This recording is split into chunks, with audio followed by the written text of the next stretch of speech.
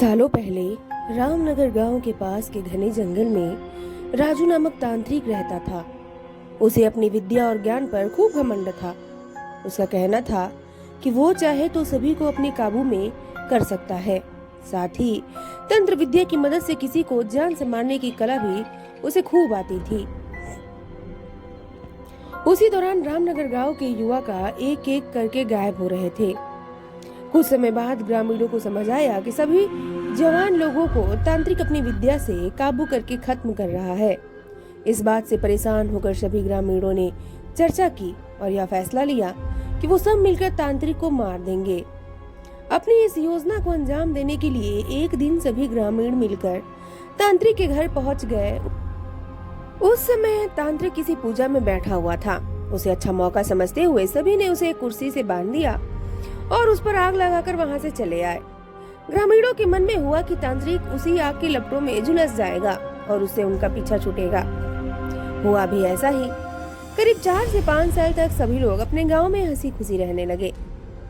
अचानक एक दिन 4 लड़के अपने शहर से घूमने के लिए कहीं जा रहे थे। तभी बीच में रामनगर गांव पड़ा। रात बहुत हो चुकी थी तो उन्हें लगा कि थोड़ा वक्त यहीं गुजार लिया जाए। चारों लड़के रामनगर के जंगल में ही रुक गए। उन्हें जंगल में कुछ घूमने का मन हुआ तो वो आगे बढ़ने लगे और बढ़ते बढ़ते तांत्रिक जहाँ रहता था वहां पहुंच गए। पूरे घर में मकड़ी के जाल लगे हुए थे।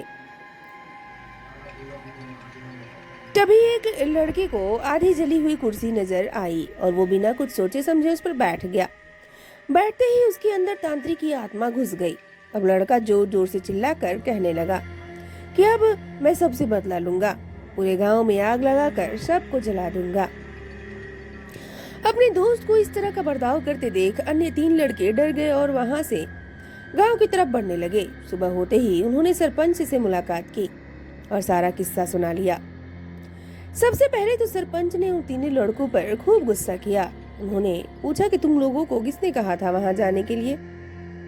सरपंच को गुस्सा करते देख लड़कों ने कहा कि आप हमें माफ कर दीजिए, लेकिन हमें अपने दोस्त को बचाना है, कुछ तरकीब बताइए। थोड़ी देर सोचने के बाद सरपंच ने कहा कि अगर वो लड़का कुर्सी से उठता है और खुद को आग लगा लेता है तो शायद तांत्रिक की आत्मा उसे छोड़ दे। सरपंच ने ये बात कही ही थी कि जिस लड़के पर तांत्रिक का भूत घुसा था वो कुर्सी के साथ उड़ता हुआ गांव पहुंच गया। अपने दोस्त को इस हालत में देख उन 3 लड़कों ने सबसे पहले जाकर उन लोगों से मुलाकात की जिन्होंने तांत्रिक की कुर्सी पर आग लगाई थी। उनसे बात करके सभी लड़के उन्हें अपने दोस्त के पास लेकर चले गए। जैसे ही उनके दोस्त के अंदर बैठे तांत्रिक ने कुर्सी पर आग लगाने वालों को अपने सामने देखा, उसे बहुत गुस्सा आया। गुस्से में तांत्रिक कुर्सी से उठा और उन लोगों पर हमला करने लगा। तभी उन 3 लड़कों ने तांत्रिक की उस कुर्सी पर आग लगा दी। कुर्सी पर आग लगते ही तांत्रिक उनके दोस्त के शरीर को छोड़कर चला गया।